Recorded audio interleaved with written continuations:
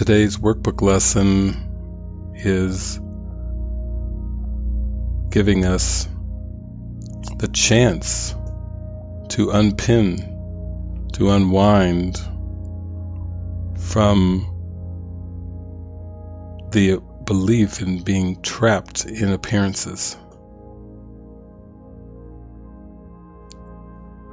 When our very identity of love, of the living Christ, the perfect idea in the mind of God, has been forgotten, has been completely pushed out of awareness, and now appearances seem to have come to take the place of love and light.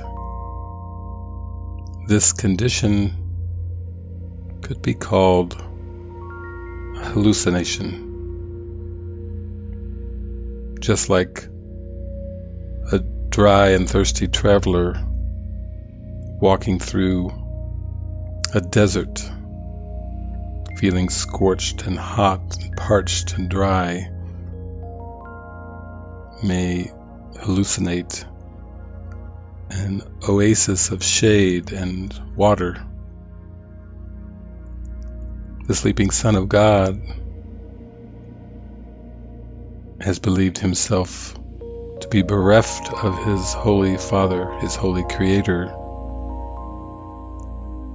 and now finds himself lost and wandering in a desert of images, a desert of perception that God did not create,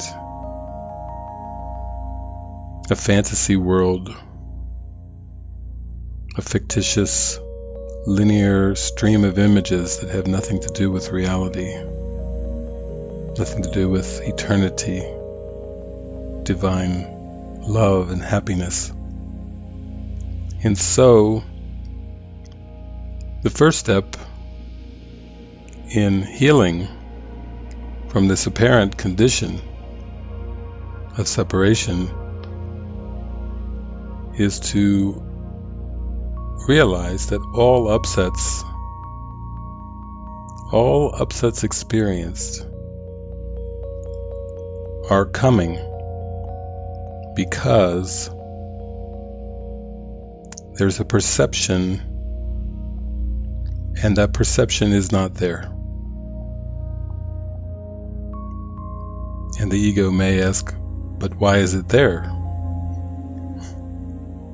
But remember, the ego is the denial of God, the denial of love,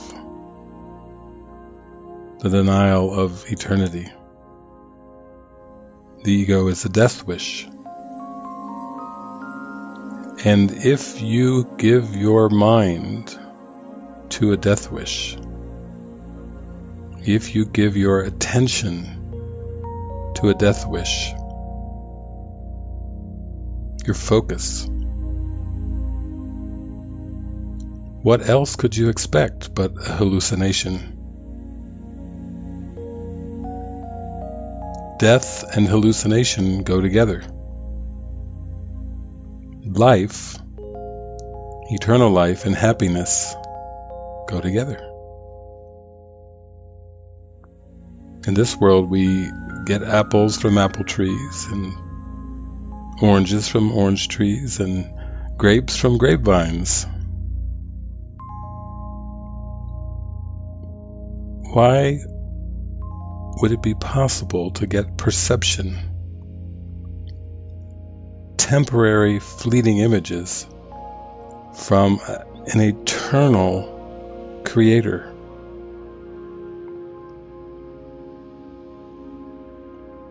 God has absolutely nothing to do with the perceptual world. And God is reality. And so hallucinations cannot exist, cannot have reality. You don't get images from something that's abstract and eternal. You don't get a linear stream of symbols on a timeline from that which has no beginning and no end, that which is infinite.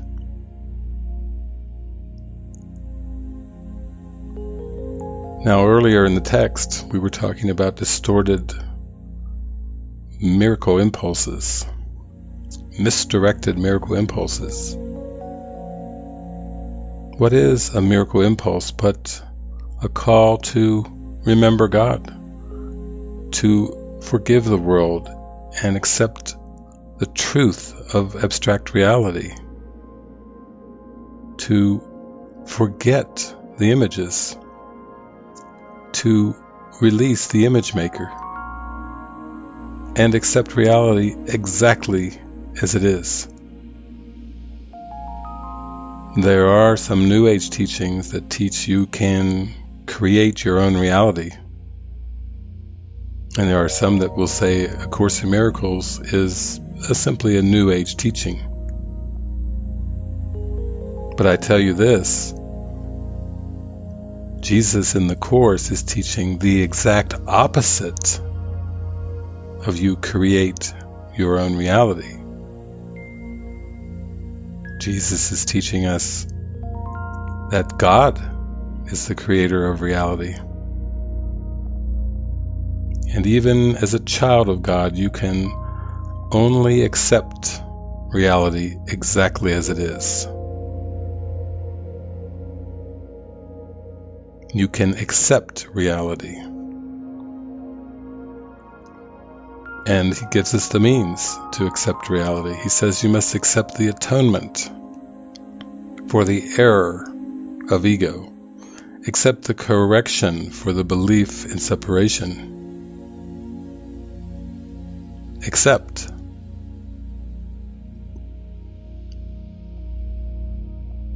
So this lesson, I am upset because I see something that is not there, gives a hint of going way, way beyond the law of attraction, way beyond the belief in manifestation. It's being humble enough in your mind to begin to see that it's only an upset because I believe that there's something that's not there. Because I'm perceiving something that's not there. You might rephrase the lesson as, I'm upset because I seem to be hallucinating.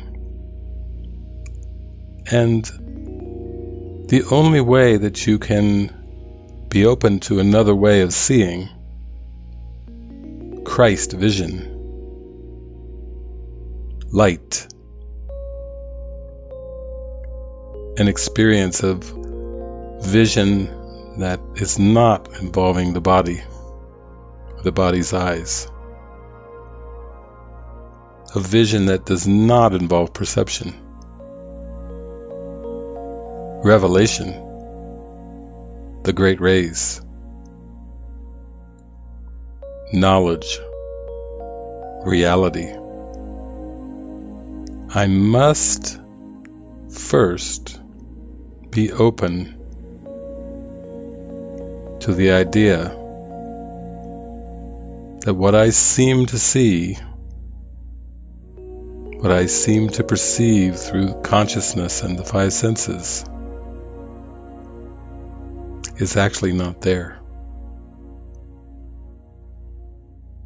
And it's not there because God didn't create it.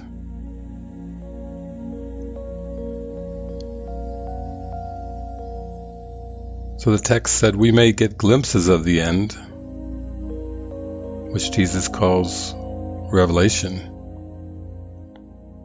But we must take every small step that is asked of us. We must progressively prepare our mind for the direct approach to God that is coming in these later workbook lessons. Because without this attention, this care, this willingness to follow every step, then the remembrance of God will still seem frightening. It will still seem fearful. It will generate fear instead of the awe that is the appropriate experience with regard to the Creator. The Bible is very famous for saying, "Fear God and keep His commandments." And I will simply reinterpret that right now as be in awe of God the Creator, and come to know this awe by forgiving the world, forgiving the ego, forgiving the belief that one could ever be separate from a loving God and a loving Creator. Today we are happy to behold and acknowledge first that there seems to be a hallucination in front of us,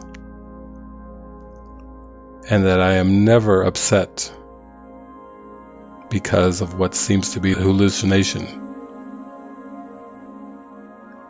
Simply stated, I am upset because I see something that is not there.